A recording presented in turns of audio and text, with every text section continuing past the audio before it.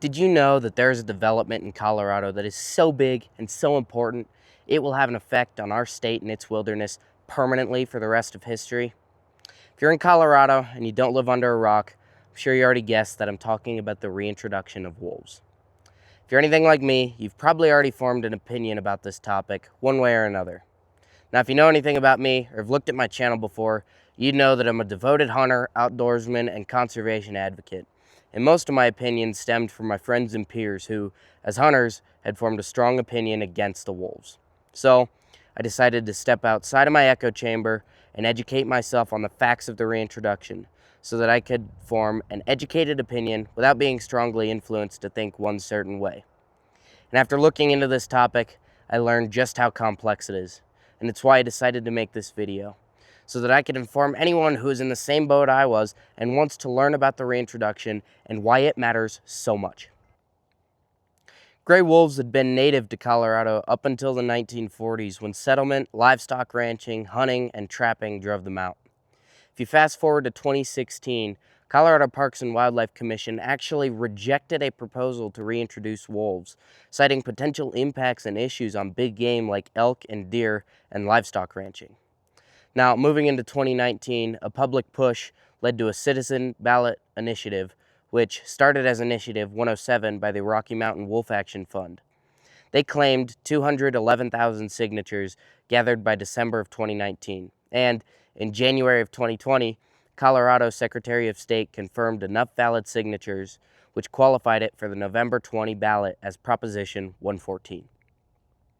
On November 3rd, 2020, Election Day, Proposition 114 passed barely with a 50.91% and passed in only 13 out of 64 counties, mostly urban and Front Range areas, including Denver County, Boulder County, Arapahoe County, and Adams County.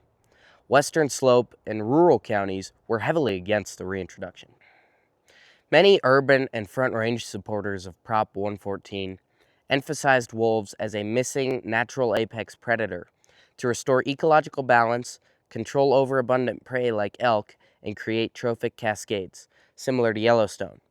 However, for years, Colorado has been managed with science via hunters and wildlife managers who already serve as the dominant apex predator and primary population regulator for big game species like elk, deer, and moose. CPW actively manages herds through regulated hunting seasons, licenses, quotas, and population objectives. Hunters harvest tens of thousands of big game animals annually, with roughly 35,000 elk tags issued every year. Adding wolves doesn't restore a natural system. Colorado's ecosystems have been human-influenced for over a century. In short, the natural apex predator framing idolizes wolves as a missing piece for untouched wilderness, while, in reality, Colorado's wildlife is already under active, science-based human management. In fact, the wolf reintroduction is the first non-science-based decision that Colorado's made on behalf of its wildlife and wilderness in almost a century. CPW spent 2021, 2022, and 2023 holding meetings, getting input from ranchers, hunters, and environmental groups, and put together the Wolf Restoration and Management Plan, approved in May 2023.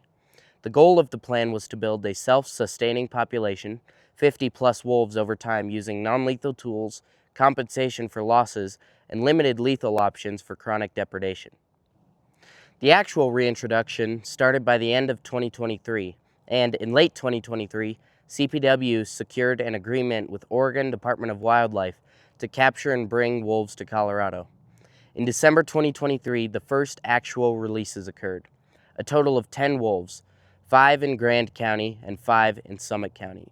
But at least 5 of these wolves came from an Oregon pack with known livestock depredations and killings, violating the state's own wolf management plan and sparking immediate conflict with ranchers and wildlife officials. This led to the early livestock attacks by the Copper Creek wolf pack. The first confirmed livestock killing by reintroduced wolves in Colorado during the 2023-2024 period was a calf in Grand County, reported on April 2, 2024, and officially confirmed by CPW on April 3rd in 2024. Colorado saw up to 25 confirmed livestock killings and injuries by wolves, involving cattle, calves, and sheep, with some reports mentioning 18 incidents and others 25 or more total depredations from both reintroduced and migrating wolves, though exact final figures vary slightly by source as data collections continued. The Colorado Parks and Wildlife tracked these, with early reports in 2025 confirming extreme losses, including at least 15 cattle and 9 sheep killed in Grand and Root counties by mid-2024, and significant overall damage claims filed by ranchers later that year into early 2025. By December of 2025, there were up to 66 livestock killings and injuries, predominantly by the Copper Creek Pack. After an incident in May 2025, CPW was led to its first lethal removal, a yearling male, wolf number 2405. Another yearling shot April 16th continued depredations, and an adult male died post-relocation to a gunshot wound, under USFWS investigation as a legal killing. In January 2025, CPW released a second wave of 15 wolves from British Columbia. A third wave was talked about for January 2026 in southwest Colorado, but it's on hold right now due to federal restrictions. I'll talk more about that later. One very important rule that CPW broke is that the USFWS specifically stated that wolves could only come from 6 northern Rocky Mountain areas: Montana, Wyoming, Idaho, eastern Oregon, and eastern Washington, and north central Utah, not Canada, clearly violating the federal Section 10J rule. Currently, as of early 2026, there are 6 of the original 10 wolves released, still surviving. 3 of the 5 born in 2024 still surviving, and 9 from the January 2025 release from British Columbia. There are roughly 20 known collared wolves, plus possible uncollared dispersals, and several packs have formed. There have been pups born and signs of denning. As well as that, there have been non-lethal tools distributed and sightings near the Front Range. Let's talk about costs for a minute. This is the thing that will affect those who are not as involved in the outdoors the most, and the thing that will affect everybody in the state no matter what. CPW's original cost estimate when Prop 114 passed was about $800,000 per year. In reality, the cost was way higher. We're talking nearly $5 million by late 2024, early 2025, with an estimated $3 million spent from January to July on staffing, operations, and livestock compensation. So then the state legislature allotted $2.1 million annually from the general fund, well over the $800,000 originally. For context, Colorado's hunting and fishing generates over $3.25 billion a year statewide and supports 25,000 jobs. Hunting and fishing bring in roughly $3.25 billion every year, and licensed sales alone brought in more than $179 million in 2022-2023 fiscal year. That's over half the CPW's total revenue. But by law, that license money can't be used for the wolf program, meaning that apart from the $2.1 million allotted annually, the rest of that money should be coming straight out of taxpayer dollars. As of right now, February 2026, there's a lot going on federally as far as the wolf program goes. With the transition to the Trump administration in 2025, federal oversight on the wolf program has intensified, specifically in response to appeals from livestock groups and critics like former U.S. Rep. Greg Lopez.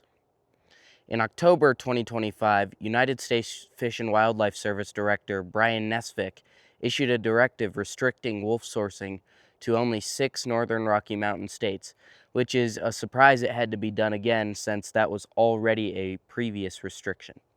Escalation continued in December 2025 when USFWS sent a letter to CPW on the 18th demanding a comprehensive report of all wolf conservation, management, and activities from December 2023 forward, citing alleged non-compliance like releasing a wolf with history of livestock depredation and sourcing wolves from Canada. The letter warned that failure to comply by January 18, 2026 could result in termination of Section 10J permit and a federal takeover of wolf management, including decisions on relocation and lethal removals. On January 21st, CPW announced it had no more planned releases, most likely because of federal restrictions. On January 16th, CPW submitted a 400-page report including reports, agreement emails, and public records to defend its compliance with the MOA. Director Laura Cleland pushed back against accusations of malfeasance, saying the agency was in full compliance of all rules and regulations, and revoking the permit was unwarranted. United States Fish and Wildlife Service acknowledged receiving the report, but has not announced any further actions yet as of February 2026. All right, there it is. That's all that has and is happening with the wolf relocation. I hope this was helpful and I hope you enjoyed it. Let me know what your thoughts are on the relocation in the comments. Have a good one.